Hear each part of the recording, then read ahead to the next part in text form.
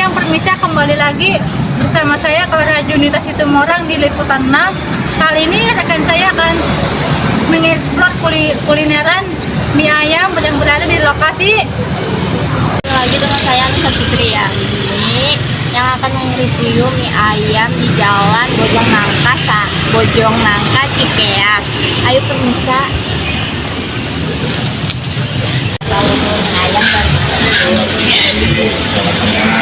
dari mana mie ayam berasal? Ya, dari Wonogiri. Kapan buka usaha mie ayam? Kalau buka usaha tahun 2014. Kenapa buka usaha mie ayam? Mengapa buka usaha mie ayam? Ya, karena itu bidangnya jualan mie ayam bakso Wonogiri. Bagaimana proses pembuatan mie ayam? Pembuatan ya seperti biasa, mie, masak ayam, sayur,